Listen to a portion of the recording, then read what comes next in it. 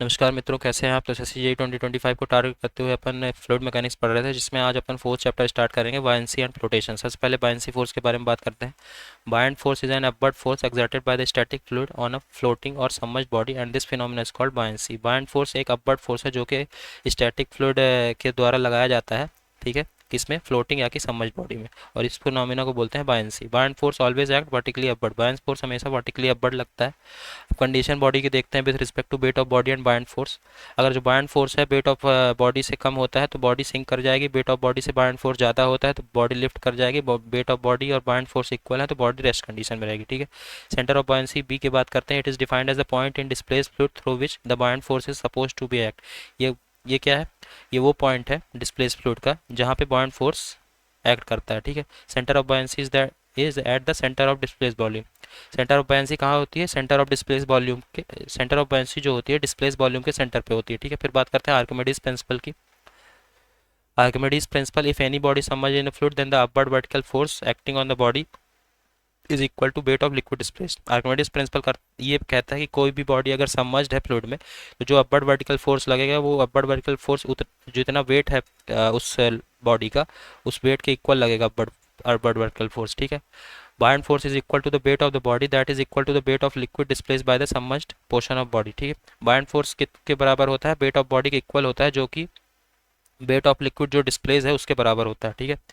Buoyancy force is equal to weight of fluid displace. Buoyancy force किसके बराबर होता है? जो फ्लूइड डिस्प्लेस हुआ है उसके वेट के बराबर। फिर बात करते हैं centre of gravity for a body in which the point through which the total weight of body assume to be act is known as centre of gravity. किसी भी बॉडी के लिए वो पॉइंट जहाँ पे टोटल वेट, जो body का total weight है वो एक्ट करे, उस पॉइंट को सेंटर ऑफ ग्रेविटी बोलते हैं। फिर बात करते हैं मेटा सेंटर की। It is a point about which submerged body start to oscillate when it is tilted by a small angle. ये वो पॉइंट है जहाँ पे सबमर्ज्ड बॉडी जिस पॉइंट से ऑसिलेट करना स्टार्ट कर जाए, जब उसको स्मॉल एंगल में टिल्ट करें तब उस पॉइंट को बोलते हैं metacentre. It is also defined as the point at which normal axis of the body and the line of action of buoyant force are meets. ये वो पॉइंट है, इसको दूसरी तरह से अगर डिफाइन करें तो ये वो पॉइंट है जहाँ पे नॉर्मल एक्सिस जो होती है, नॉर्मल एक्सिस होती है और जो line of action of buoyant force होता है वो जहाँ पे मिलता है उसी को बोलते हैं मेटा सेंटर, ठीक है। It is the distance between it is the distance between Meta centre of floating body and the centre of gravity. Meta centric height जो होती है वो डिस्टेंस किसके बीच की डिस्टेंस होती है? फ्लोटिंग बॉडी के मेटा सेंटर से लेके सेंटर ऑफ ग्रेविटी उस बॉडी के बीच की डिस्टेंस होती है metacentric height. G M equal to B M minus B G, ठीक है। जी एम कैसे निकालेंगे? I minimum upon V must minus B G. B M जो होता है, बी एम क्या है? Metacentre, distance between centre of gravity and centre of buoyancy है बी जी, ठीक है। और बी एम क्या होगा? I minimum upon V must, ठीक है। आई मिनिमम क्या है? Least movement of inertia. B है volume of submerged body. Volume of body submerged in fluid it is equal to volume of water displace by the submerged body. Volume of body जो submerged fluid में किसके बराबर होगी? जितना water displace हुआ है उसके वॉल्यूम के बराबर में, ठीक है। कुछ नोट है वो उसकी बात करें तो metacentric height for rolling condition will be less than pitching condition में। मेटासेंट्रिक हाइट जो होती है रोलिंग कंडीशन के लिए वो कम होती है पिचिंग कंडीशन के कंपैरिजन में, ठीक है। Larger metacentric height gives greater stability to the body. जो लार्जर मेटासेंट्रिक हाइट अगर ज़्यादा है तो अच्छी स्टेबिलिटी देगी बॉडी को, ठीक है। अब बात करते हैं stability of a submerged and floating body. Submerged और फ्लोटिंग बॉडी की स्टेबिलिटी के बारे में बात करते हैं। तो स्टेबल इक्विलिब्रियम कब होगा? If the body displace from its original position with a small angle then if it tends to come back to its original position, ठीक है।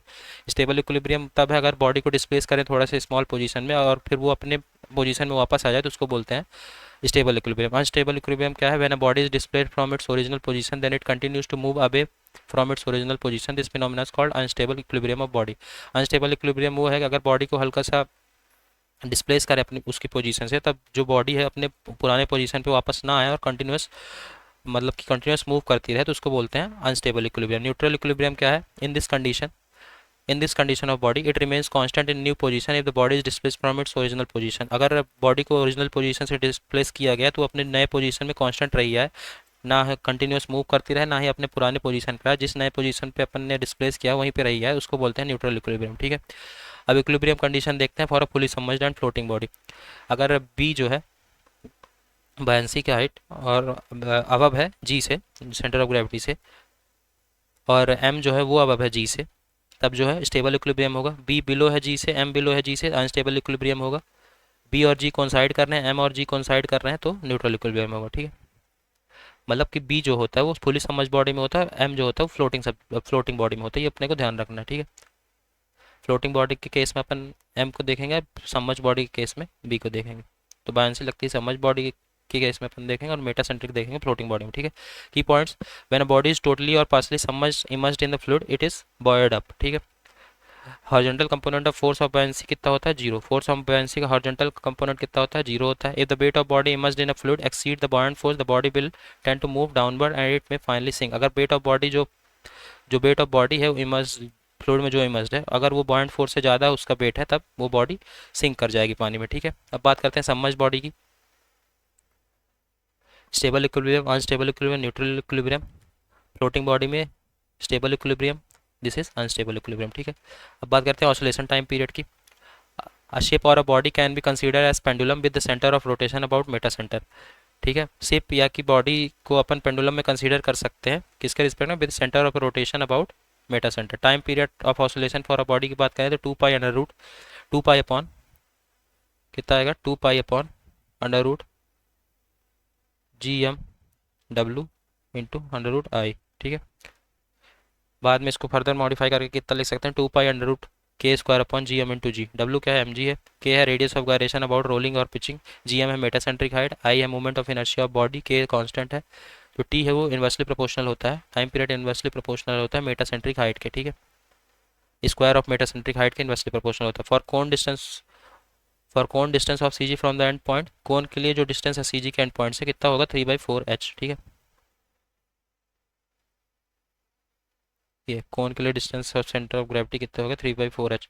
More is the metacentric height, less is the period of oscillation. जितना ज़्यादा metacentric height होगा उतना कम period of oscillation होगा, क्योंकि T is inversely proportional to under root metacentric height, ठीक है। Comfort will increase if time of oscillation increase, comfort increase होगा अगर टाइम ऑफ ऑसिलेशन इंक्रीज होता है, ठीक। तो ठीक है, that is more time of oscillation gives more stability, ठीक है। As GM increase time period of oscillation decrease and comfort decrease है। जैसे जैसे GM इंक्रीज होता है टाइम ऑफ ऑसिलेशन डिक्रीज होगा और कंफर्ट डिक्रीज होगा, ठीक है। Rotation axis of a floating body in different condition देखते हैं। If a ship is safe in rolling it will safe in pitching, अगर शिप जो है वो रोलिंग में सेफ है तो वो पिचिंग में भी सेफ होगा, ठीक है।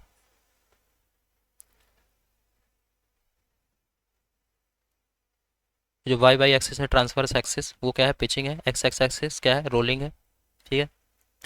z एक्सिस याइंग मोशन है, ठीक है। पिचिंग की बात करें तो oscillation of body about transverse axis, Y axis के अबाउट अगर ऑसिलेशन हो रहा है बॉडी का तो वो पिचिंग कहलाएगी। Oscillation of body for any body about longitudinal axis, X axis के अराउंड अगर ऑसिलेशन हो रहा है बॉडी का तो उसको बोलेंगे रोलिंग। याइनिंग क्या है, oscillation of body about vertical axis, Z axis या कि वर्टिकल एक्सिस के अबाउट ऑसिलेशन हो रहा है तो उसको बोलेंगे याइंग, ठीक है। फिर बात करते हैं स्वे की। स्वे क्या है, linear side to side motion of body, linear side to side motion body को बोलते हैं स्वे। सर्च क्या है, linear longitudinal bow and stern motion or backward and forward slipping motion of the ship. Backward और forward slipping motion ship का उसको बोलते हैं सर्ज, या कि linear longitudinal bow and stern motion, ठीक है। अपने याद रखना कि बैकवर्ड और फॉरवर्ड स्लिपिंग मोशन जो होता है शिप का उसको बोलते हैं सर्ज। हैविंग क्या है, vertically up and down motion of ship, vertically up and down अगर मोशन हो रहा है शिप का तो उसको बोलते हैं हैविंग, ठीक है। हीविंग, ठीक है, ओके। अब बात करते हैं metacentric height for various ships, अलग अलग शिप के लिए metacentric height. Metacentric ship, merchant ship के लिए जो मेटासेंट्रिक हाइट 1 मीटर से कम होनी चाहिए। सेलिंग शिप के लिए मेटासेंट्रिक हाइट 1.5 मीटर से कम होनी चाहिए। बैटल शिप के लिए 2 मीटर से कम होना चाहिए मेटासेंट्रिक हाइट। रिवर बोट के लिए 3.5 मीटर से कम होना चाहिए मेटासेंट्रिक हाइट, ठीक है। जो मेटासेंट्रिक हाइट कार्गो शिप के वो पैसेंजर शिप से ज़्यादा होती है, so cargo ship is less comfortable, जिसकी वजह से कार्गो शिप लेस कंफर्टेबल होती है, ठीक है। मेटासेंट्रिक हाइट जिसकी ज़्यादा होगी उसका ऑसिलेशन पीरियड उतना कम होगा और उसकी वजह से उसकी स्टेबिलिटी कम होगी और उसमें कंफर्ट कम होगा, ठीक है। इसलिए जो कार्गो शिप जो है वो लेस कंफर्टेबल होता है कंपेयर टू पैसेंजर शिप, ठीक है। When a ship moving on a sea water enters a river and moves inland it is expected to sink a little because the density of sea water is more than river. जो ship sea में move कर रही है वो river में inter करती है तो वो हल्का सा सिंक होगी, क्योंकि जो डेंसिटी होती है सी वाटर की वो ज़्यादा होती है रिवर वाटर से, ठीक है। तो यहाँ पे अपना buoyancy and flotation chapter complete होता है। नेक्स्ट चैप्टर में अपन बात करेंगे काइनेमेटिक्स ऑफ फ्लो की, okay. So thank you so much.